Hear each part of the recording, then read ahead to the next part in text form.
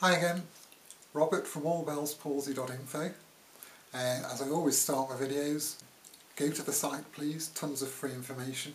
Please buy the ebook, over 200 pages actually of brilliant information that will help you through this scary time, and it helps us to keep going and to keep growing and providing you with better information. Right, frequently asked questions, this is what this series is all about.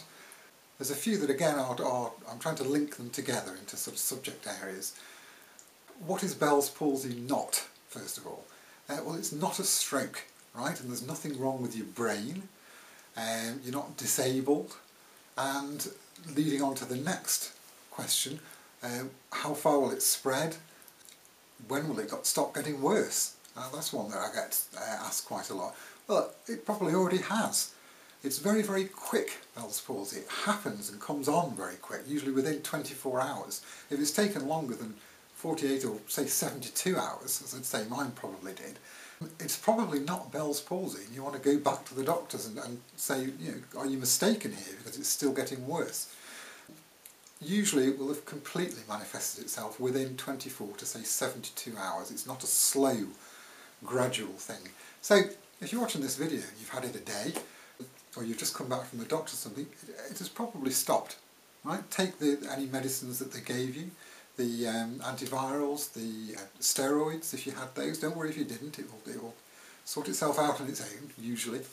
And there's no evidence to say that they actually help either, but you know, you'd kick yourself if they found out that they did help and you hadn't taken them. So, as I always say, go to the doctors. They're the ones that will tell you whether or not you've got a Bell's palsy. Right, what's not going to happen? There are various, what they call cranial nerves, okay? The only one that's been affected in Bell's palsy is the 7th cranial nerve, and that basically affects your facial expression, as you've noticed. It's the movement, it's a motor nerve, mainly anyway, it's the movement of your facial muscles, your lip movements, eye closure obviously, forehead moving. I'm going to do a video completely on all the symptoms, the real symptoms, the ones that you will experience. But it's not, for instance, you're not going to lose your sense of smell, okay? You're not, I mean, if you have a cold related to this, you may have lost your sense of smell. Don't worry about that, but you won't lose that through Bell's palsy. Or all of your taste. Both of those are your first cranial nerve. You're not going to lose your eyesight. You can tell what a stress head I was when I got this. But you know, I needed to know these things. I didn't know what was going on. My life had suddenly changed dramatically. So you're not going to lose your eyesight or your conscious awareness and everything. That's your second cranial nerve. You're not going to lose the ability to move your eyes. Okay, it's only the muscles that close your eyelids, right, both upper and lower. I mean, those are your 3rd, 4th and 6th cranial nerves, apparently. You're not going to lose the power to open and close your jaw, which was something that I remembered quite stressing about, actually. That's your 5th cranial nerve. You're not going to lose your hearing, but please watch the video on Bell's palsy symptoms, a comprehensive guide, because your hearing can be affected. But that's your 8th cranial nerve. As I say, you're not going to lose all of your taste, if any. That's your 9th cranial nerve. You can, it's quite common, well, common, about 50-50. I didn't, okay?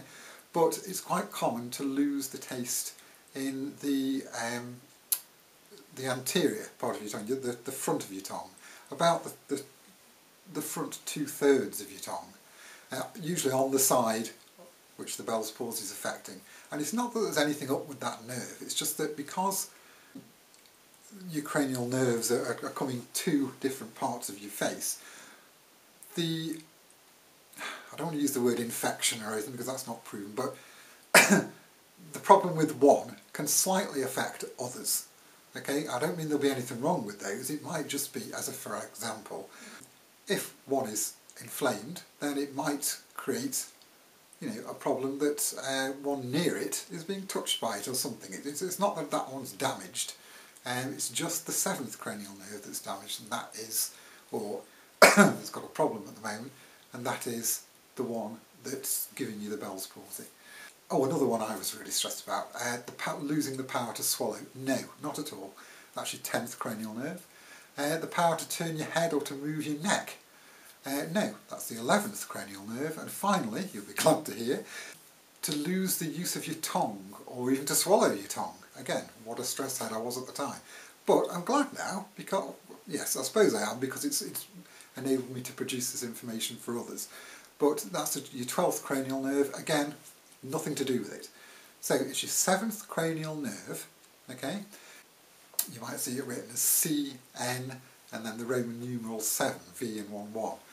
Which is your 7th cranial nerve. That is all that's been affected, and that predominantly affects the muscles, sends signals, shall we say, to move or motivate the facial muscles that create expression, and also close your eyelids, wrinkle your forehead, move your lips, etc. But you'll know of all that because if you're watching this, you've most probably got Bell's palsy, so you'll know the types of problems that it's causing.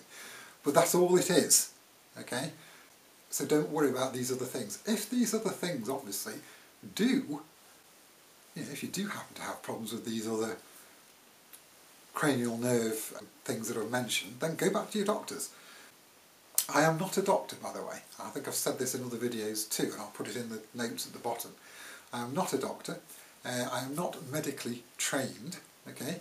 The only thing that I have a lot of experience in as far as medical issues go is that I have had Bell's palsy for nearly 5 years, and I have researched it as much as anyone else I know.